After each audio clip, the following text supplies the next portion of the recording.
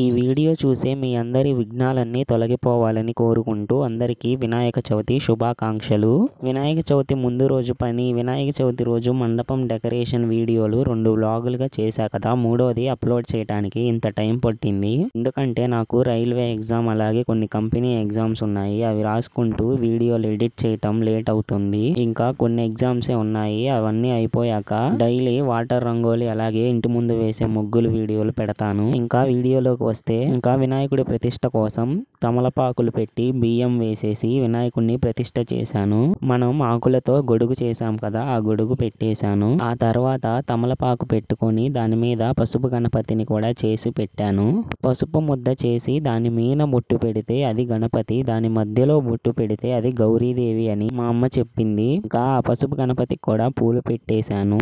ఆ తర్వాత వినాయకుడికి ఇష్టమైన గరిక పెట్టాను. మా అమ్మ ఒక్కొక్క పత్రి అందిస్తుంటే నేను పెడుతూ ఉన్నాను. ఆ తర్వాత ఈ పూలు తెలుసు కదా, ఈ పూలు అలాగే జామ ఆకులు, పల్లేరుకాయ ఆకులు, మామిడి ఆకులు, జిల్లేడు ఆకులు, సన్నజాజి ఆకులు, మొగలి ఆకులు, ఇలా 21 రకాల ఆకుల్లో ఏమేమి ఉంటాయో తెలియదు కానీ మాకు దొరికినవి, మాకు అందుబాటులో ఉన్న ఆకులన్నీ పెట్టాము. చివరిగా కదంబ ఆకులు కూడా పెట్టాను. మీ అందరికీ తెలుసు కదా మా ఇంటి ముందు కదంబ చెట్టు ఉందని.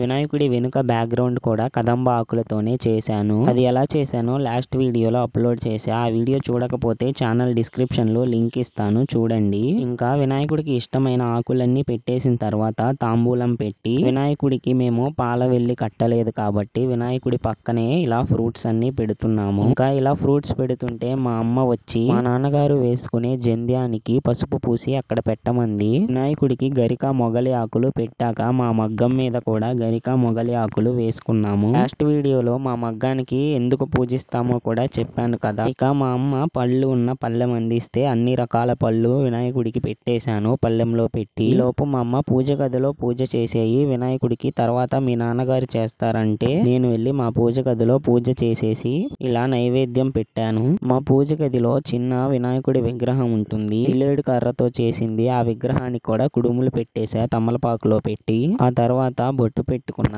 ఈ లోపు మా నాన్నగారు వచ్చి జంధ్యం వేసుకున్నారు. జంధ్యం వేసుకొని ఇక వినాయకుడి విగ్రహానికి పూజ చేయటం మొదలు పెట్టారు. ముందుగా దీపారాధన చేసుకున్నారు. దీపారాధన చేసిన తర్వాత నేనేమో వినాయకుడి కథ చదివాను. వినాయకుడి కథ చదివాక వినాయకుడి పేర్లు ఉంటాయి కదా, ఆ పేర్లన్నీ చదువుతూ ఉన్నాను. మా నాన్న ఈ లోపు అగరబత్తీలు వెలిగించి హారతికి సిద్ధం చేస్తున్నారు. ఈ లోపు మా అమ్మ పులిహోరను నైవేద్యం కూడా తెచ్చి వినాయకుడికి పెట్టమని ఇస్తే మా నాన్న పెడుతున్నారు. ఆ తర్వాత కొబ్బరికాయ కొట్టేసి కర్పూరం తీసుకొని వేసి వెలిగించి హారతి ఇచ్చాము. మీరు కూడా హారతి చూడండి.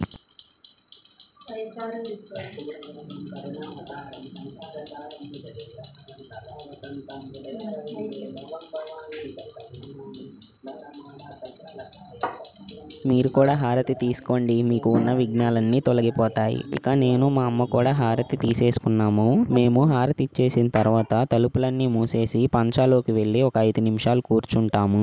5 నిమిషాలు కూర్చున్న తర్వాత మళ్ళీ లోపలికి వెళ్ళి మా నాన్న కుడుముల పళ్ళెం తీసుకొని అగరబత్తీలు పెట్టి ఇక మా ఇంట్లో ఉన్న మగ్గానికి, బీరువాకి అలాగే అన్ని వస్తువులకి అలా అగరబత్తీలు పొగ వేస్తారు. ఆ తర్వాత ముఖ్యంగా మా మగ్గానికి వెళ్ళి హారతి ఇచ్చి దీపం పెట్టేసి పూజ చేస్తారు. అలా అయిపోయిన తర్వాత సాయంత్రానికి వినాయకుడిని కదిలించి పత్రి పువ్వులు అన్ని కవర్లో వేసి ఆ పత్రి మీద మా వినాయకుడిని పెట్టేసి రాత్రి అంతా నిద్రపుచ్చుతారు. రాత్రంతా గడిచిన తర్వాత ఉదయాన్నే వెళ్లి పేటపాలెం రావురిపేటలో ఉన్న కాలవలో నిమజ్జనం చేశాము. ఆ తర్వాత మా ఊరి విగ్రహాన్ని నిమజ్జనం చేయడానికి సముద్రానికి వెళ్ళాము. ఇక మా ఛానల్ ని కొత్తగా చూసేవాళ్ళు దయచేసి సబ్స్క్రైబ్ చేసుకోండి. అలాగే ఈ వీడియోకి ఒక లైక్ చేయండి. Thank you for watching. Next వీడియోలో మళ్ళీ కలుద్దాం. అంతవరకు బాయ్.